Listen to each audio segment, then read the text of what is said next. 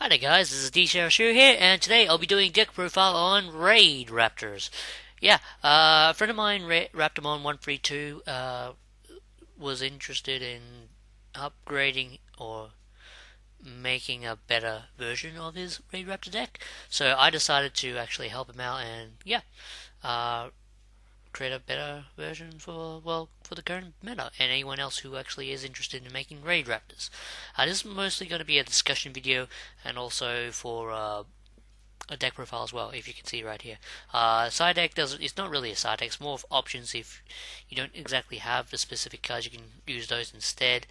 And I'll explain more other type of cards you can actually add in to the Raidraptor deck as I go along with the discussion.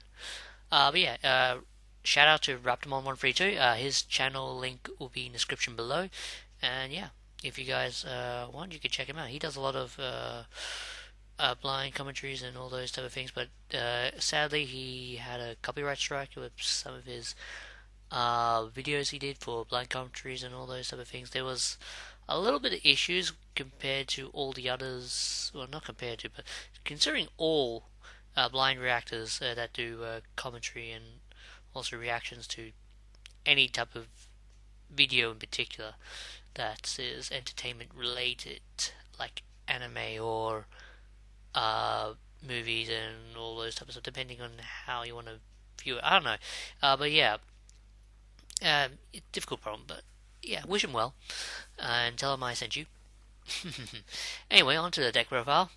We run free, or I should say, I run free. Tribute Lanius, free Vanishing Lanius, free Mimicry Lanius, and free Fuzzy Lanius. These are your main 1, 2, 3, 4.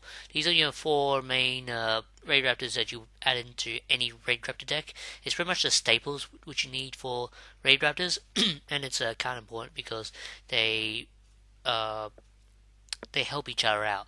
Because this one the Tribute Lanius dumps the Mimicry Lanius, and Vanishing Lanius starts the combo with, if you have multiple Vanishing Lanius in your hand, you could normal this, special summon another one from your hand, and special summon another one from your hand. Since it's not a once per turn only effect, it's once per turn, but only for that specific card on the field. So if you have one on the field, it can only activate once that turn. But if you have another one on the field, and when you special summon the next one, you get to special summon it. There's no restriction. The only restriction is that you can only use it once per turn. We use Tribulanus to dump this to the graveyard.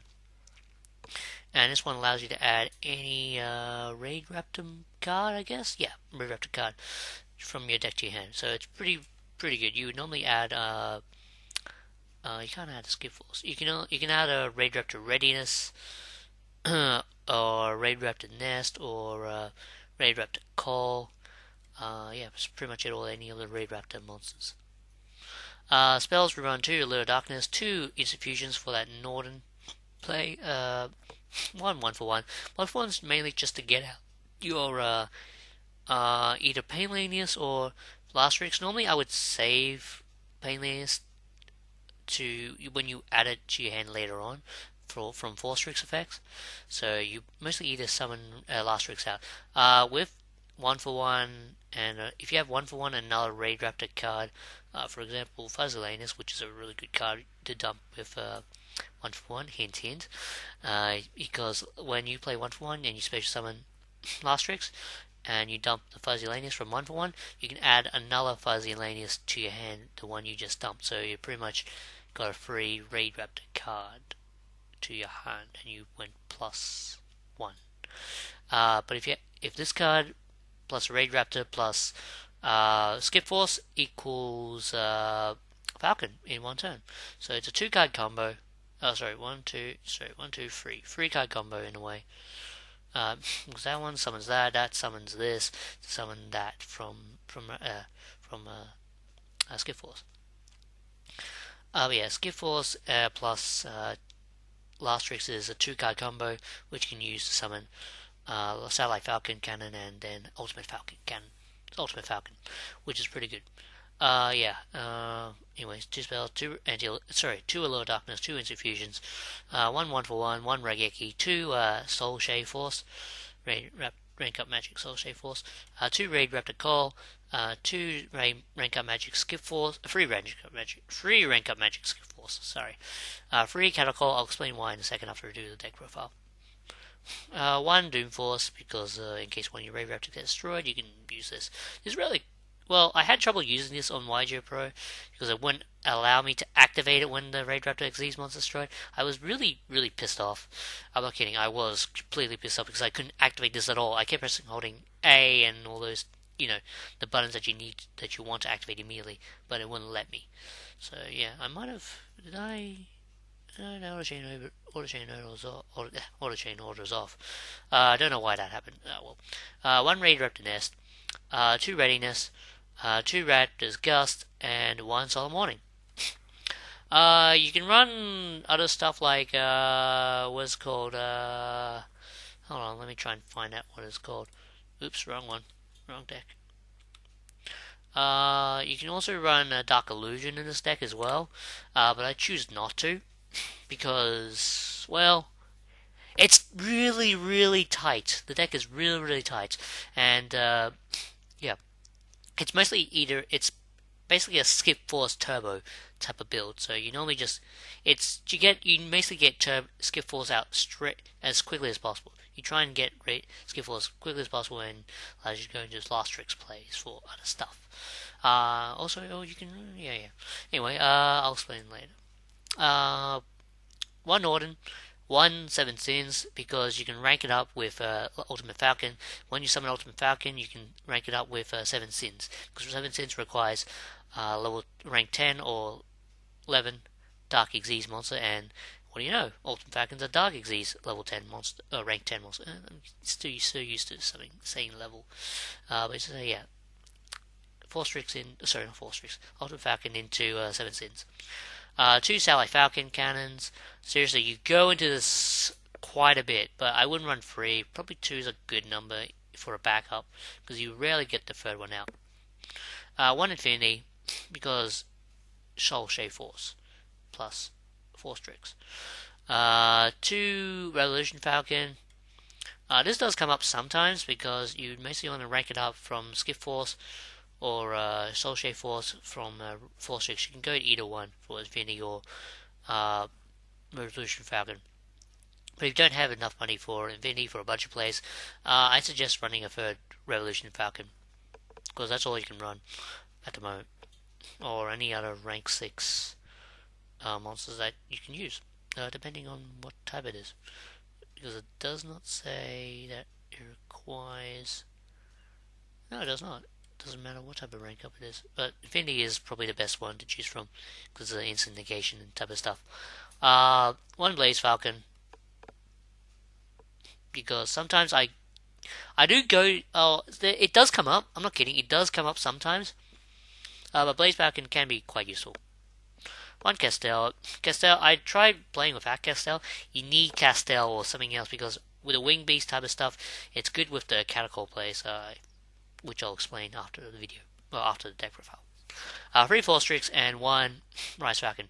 You don't go into this quite as often as Force Strix, so you mostly either go for Force Strix or Rise Falcon, and you rarely get your second Rise Falcon out, because it requires a lot of Xyz materials to summon into 3 level 4 Wing Beast types. So yeah, it's really hard. Optional things you can run is Booster Strix. I think this is the one that just came out recently in the Shining Victories. You can play this in your deck if you want to. Basically, if you go for 4 Strix and you don't have a Raidraptor Readiness, you can use 4 Strix to detach a material and grab a Booster Strix. Booster Strix is pretty much a protection from attack. So you pretty much use this when your opponent's monster is attacking your Raidraptor monster, and you banish this card from your hand and it destroys the attacking monster. It's like a Sakuretsu Armor hand trap from the hand, if you understand what I mean, kind of. Or it's not a Mirror Force, it doesn't destroy multiple monsters, but anyway, it's pretty much like that. Maxis are really good. You can run Maxis in this build, but I don't have enough room. You can probably take out any other cards you want just to run it. You can probably take out Raidraptor Call and I don't know, maybe Pain Landings if you want. Sometimes Pain Landings doesn't come up, but it is quite useful when you actually get the chance to use it. I'm not kidding, it's actually really, really useful when it comes up. Oh yeah, I guess Emerald, if you have enough money, you can either borrow one from a friend, or you can use it in your Raidraptor deck, because I guess Emerald does help you recycle, but you rarely recycle your Xyz materials because you mostly either want to rank up, Xyz materials or anything that's in the graveyard that's moss related. You mostly want to you either want to rank up using skip forces and stuff, or go into other type of monsters in your extra deck. So you rarely go into, I guess, but it can be quite useful. Gaga Cowboy can be kind of helpful, but I have no room in the extra deck.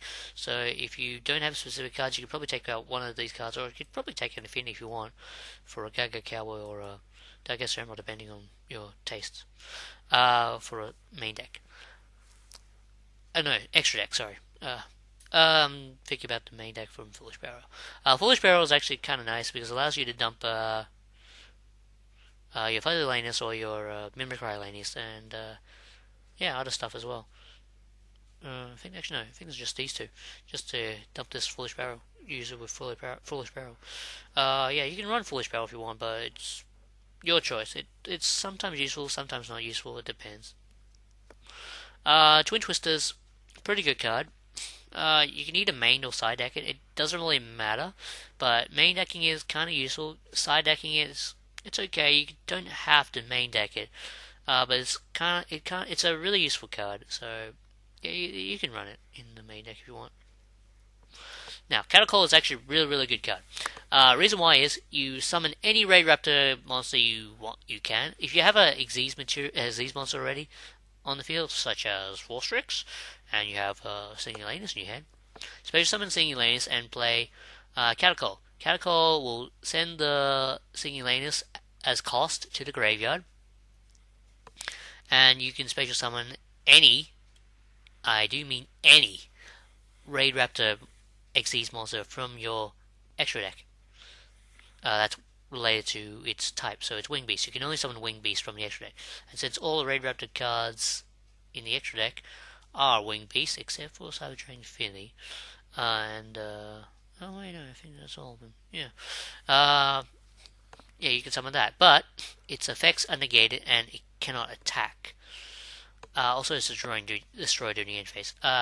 One quick note: I tried testing this out with playing with not Skip Force, Shade Force. I had this and this in hand at one point, and I realized that when the monster was sent to the graveyard, you can't use Shade Force because it wasn't a proper Xyz summon. So just keep in mind of that, because it has to be an actual Xyz summon to use Shade Force, which is what I learned from my mistakes, but it was helpful, so I won't do in the future ever again. But yeah. Other Raidraptor cards you can probably run, let's see, Raidraptor. This one's kind of bad. You mostly want to run rank 4s, or level 4s. Now I'm getting ranks and level confused.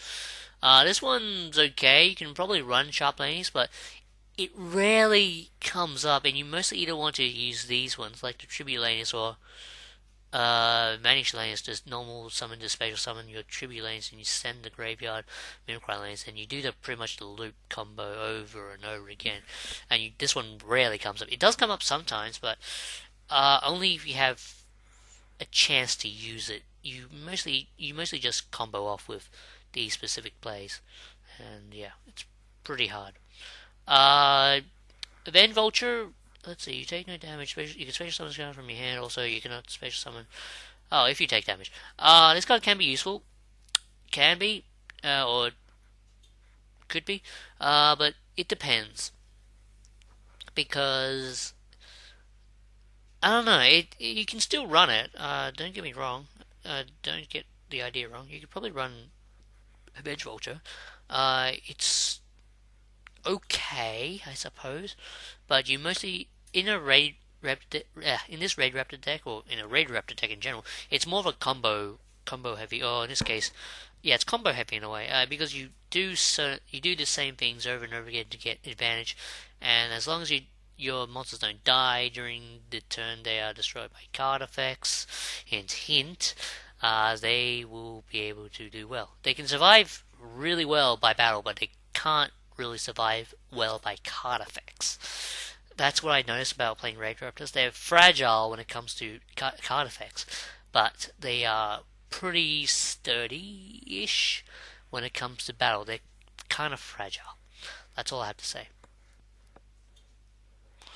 Let's see.